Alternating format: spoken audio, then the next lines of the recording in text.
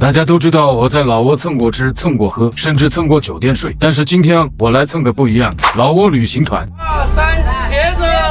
今天我是跟这个姐姐出来蹭玩的。大家好，大家好。很开心啊。Hello， 你好。我们今天的行程是哪里？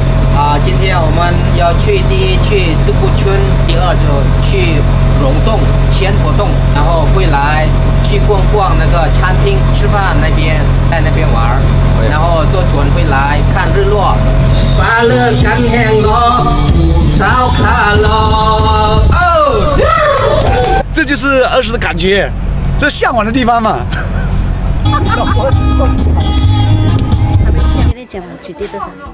他就是说最低就46，我跟他说40条吧，就这样砍。你们平时还帮客人去砍价？对啊，要砍价的。谢谢呢。好，帮你砍下来了40万，成交。哦，可是我感觉是不是还可以再砍一下？可以做实的砍。哎呀，要不还有点后悔，再退回去再砍一下。也差不多，哎呀，100多块钱，在夜市卖的更贵。老板啊，对，夜市卖的更贵。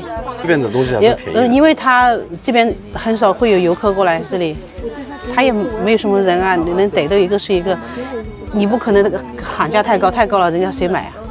这边旅游的话，没有什么强制消费吗？这里没有，不会这个。有购物店，但我们不去。不会的，不会这个。国内那种旅游团，那种老年人的那种。老年团啊，1700、1800，玩4、5天的那种，还包你双飞的，机票钱都不够，那个不去购物团怎么买？最便宜了。不买点东西吗？准备买了。10、20，主打一个纯玩。30。我们现在准备去坐船，继续出发下一站。我是云南西双版纳的勐腊县孟买镇。您为什么老挝话说的这么好？也不是说特别好，因为我也只会口语，文字我看不懂的。我们家是边境的嘛，很熟的。再加上之前我在那个南塔省的孟醒县有在那里开过2年的诊所，我请了翻译，那就跟翻译就学会了老挝话，就这个时候学的。云南跟老挝区别大不大？啊，那肯定大了。不要说云南，中国一直都比老挝挺好的，好像没有什么可比性，这个不能比。中国始终是中国。跟在中国做旅游的话，你个人感觉，哪边会好做一点？老挝。为什么？老挝现在我感觉就是还是没有被开发出来太多。国内的不管是做什么，国内都太卷了，你能做什么？国内的那些动不动就是购物团什么的。你国内的旅游不好做，这个可以说吧，没事吧？这可以说。这是我说的是事实啊，那是纯玩的也有，也少。像我现在在这边也做，就是做纯玩，没有购物的那种。带小众的团。对，定制游啊，客人他们想去哪里，我们就去哪里，不一定要走传统的，一定要去某个景点，一定要去某个地方，我们都是根据客人的要求定好行程，决定个时间就出发了，就这样。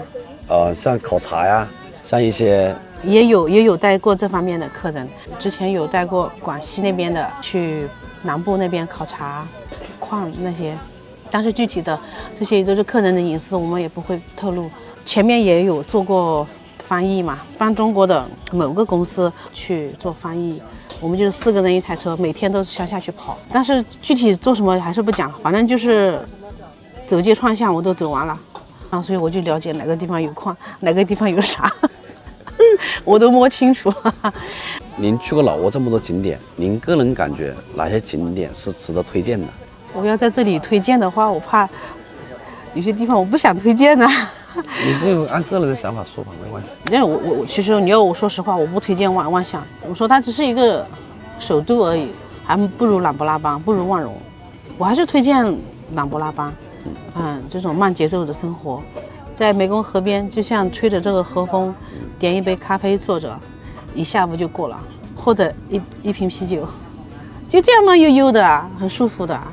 万荣的话，就是适合那种年轻人去玩，有户外的那些各种，比如这次我带的这些稍微，他们还可以去万荣。有些年纪大一点的，我还是不建议去万荣玩，就琅勃拉邦、万象就 OK。怎么接触到旅游这个行业呢？我个人也比较喜欢老挝这个地方。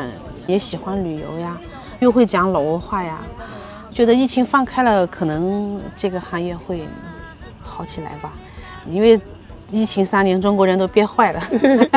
你看疫情刚放开，大批的进来，那几个月是有点火哈。